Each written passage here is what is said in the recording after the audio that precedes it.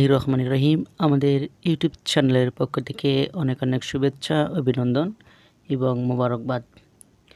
শুরু করছি Roman cadet channel institute Rangpur RCCIR অনুষ্ঠিতব্য সাধারণ জ্ঞানের প্রশ্ন সমাধান। প্রশ্ন নম্বর 1, একটি আদর্শ উদ্ভিদে কয়টি অংশ থাকে? একটি আদর্শ উদ্ভিদে 5টি অংশ থাকে। 2 নম্বর কোশ্চেন, উন্নত উদ্ভিদ কয় ধরনের? উন্নত উদ্ভিদ 2 ধরনের। প্রশ্ন নম্বর 3, মূল ড্যাশ থেকে উৎপন্ন হয়? মূল উৎপন্ন হয় ভ্রূণমূল থেকে। ভ্রূণমূল থেকে মূল উৎপন্ন হয়। ড্যাশ থেকে মূলের শাখা প্রশাখা সৃষ্টি হয়? স্থায়ী অঞ্চল থেকে মূলের শাখা প্রশাখা সৃষ্টি হয়। 5 নম্বর কোশ্চেন, উৎপত্তি ও অবস্থান অনুযায়ী মূলকে প্রধানত কয় ভাগে ভাগ করা যায়?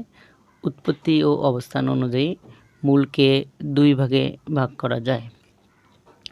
কেয়া গাছের ঠেস মূল, বটের ঝুরি মূল কোন ধরনের মূল? কেয়া গাছের ঠেস মূল, বটের ঝুরি মূল হচ্ছে অস্থানিক মূল অথবা অগুচ্ছ মূল। ওকে। 7 নম্বর কোশ্চেন, প্রাথমিকভাবে কাণ্ডকে কয় ভাগে ভাগ করা যায়? প্রাথমিকভাবে কাণ্ডকে 2 ভাগে ভাগ করা যায়। 8 নম্বর কোশ্চেন, মরিচ সরিষা মূল কোন ধরনের মূল? মরিচ এবং সরিষার মূল হচ্ছে স্থানিক মূল। 9 নম্বর কোশ্চেন, স্নেহের অপর নাম কি? স্নেহের অপর নাম চর্বি। এরপরে 10 নম্বর কোশ্চেন,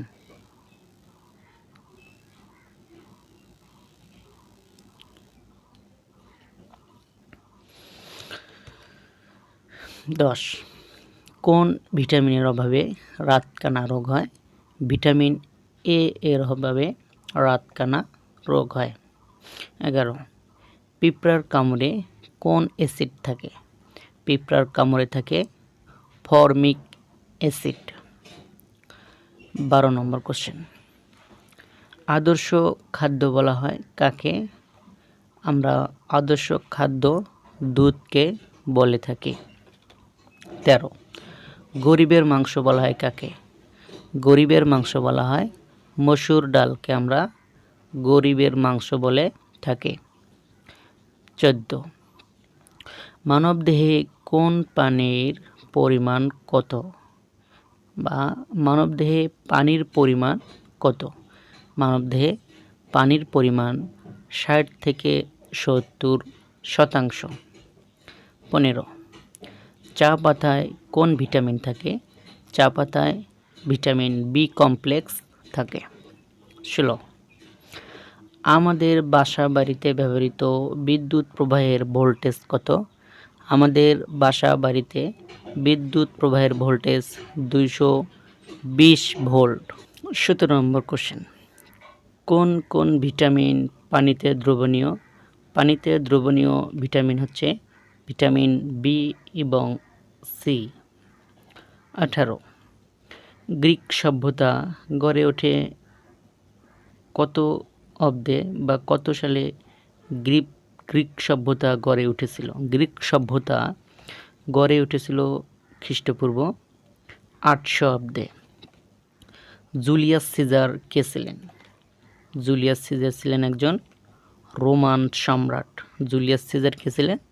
রোমান সম্রাট। ইরানের পূর্ব নাম কি? ইরানের পূর্ব নাম ছিল পারস্য। আর ইরাকের পূর্ব নাম ছিল কি? ইরাকের পূর্ব নাম ছিল মেসোপটেমিয়া। 21 নম্বর কোশ্চেন, সর্বপ্রথম একেশ্বরবাদী ধর্মপ্রচারক কে ছিলেন? জরাস্টার ছিলেন সর্বপ্রথম একেশ্বরবাদী ধর্মপ্রচারক। মেসোপটেমীয় সভ্যতা কোন নদীর তীরে অবস্থিত? মেসোপটেমীয় সভ্যতা টাইগ্রিস ও ইউফ্রেটিস নদীর তীরে অবস্থিত। 23 নম্বর কোশ্চেন, মিশরের রাজাদের কি বলা হয়? মিশরের রাজাদের বলা হয় ফারাও। মিশরের রাজাদের বলা হয় কি? ফারাও। 24 জাতীয় পতাকা দিবস কবে? আমরা জানি জাতীয় পতাকা দিবস 2রা মার্চ। জাতীয় প্রতীকের ডিজাইনার কে? জাতীয় প্রতীকের ডিজাইনার কামরুল হাসান। 26 নম্বর কোশ্চেন, রাষ্ট্রীয় মনোগ্রামের ডিজাইনার কে? রাষ্ট্রীয় মনোগ্রামের ডিজাইনার ANA সাহা। সূর্যকন্যা বলা হয় কাকে? সূর্যকন্যা বলা হয় তুলা গাছকে। আমরা তুলা গাছকে সূর্যকন্যা বলে থাকি।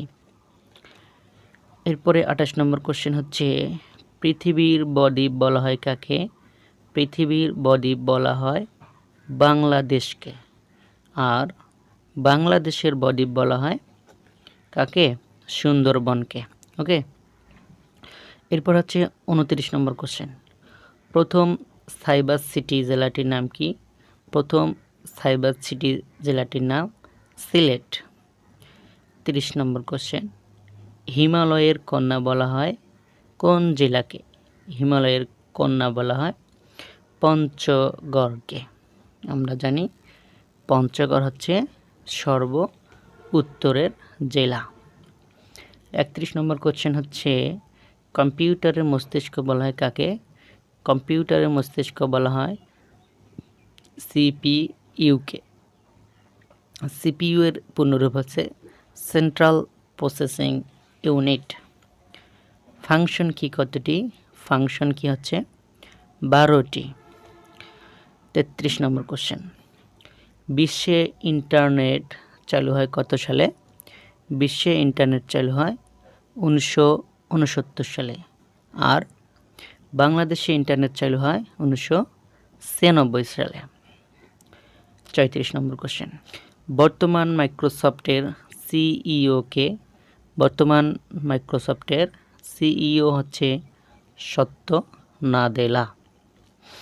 এরপর হচ্ছে 35 নম্বর কোশ্চেন, গোলক ভরাট করা খাতা পড়তে পারে কি?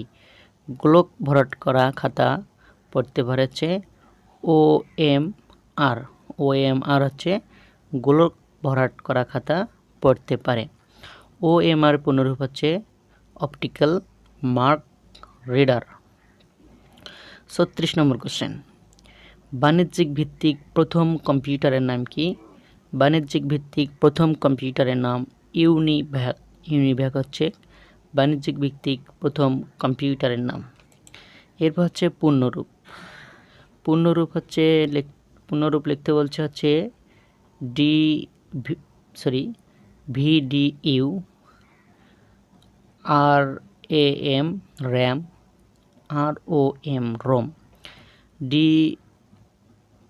VDU এর পূর্ণরূপ হচ্ছে ভিজুয়াল ডিসপ্লে ইউনিট। RAM এর পূর্ণরূপ হচ্ছে random access memory and ROM এর পূর্ণরূপ হচ্ছে রিড অনলি মেমোরি। এরপর হচ্ছে একটা কোশ্চেন আছে 39 নম্বর। কোশ্চেনটি হচ্ছে একটা আইকিউতে বলা আছে এভাবে যে 2টি বিড়াল, 2টি টিয়া, 2টি সাপ ও 2টি গরু একত্রিত হলে সেখানে কয়টি পা থাকবে? তাহলে আমরা বলতে পারি যে 2টি বিড়াল হচ্ছে একটি বিড়ালের 4টি করে পা হলে 2টি বিড়ালের কয়টা পা থাকবে? টোটাল 8টি। আর 2টি টিয়া, আমরা জানি একটি টিয়া পাখির 2টি করে পা থাকে, তাহলে 2টি টিয়া পাখির পা থাকবে টোটাল 4টি। আর 2টি সাপের যেহেতু পা নেই, এটাই হচ্ছে ট্রিক। সাপের যেহেতু পা নেই এটা দিয়ে রাখছে এখানে, আমাদের সাপের পাটা হিসাব করা যাবে না। ওকে। আর এখানে আছে 2টি গরু। একটি গরু যদি 4টি করে পা থাকে, 2টি গরু থাকলে 8টি পা। তাহলে 2টি বিড়ালের 8টি পা, আর হচ্ছে 2টি টিয়া পাখির 4টি পা এবং 2টি গরুর আছে 8টি পা। তাহলে টোটাল যোগ করলে হয় 20টি পা।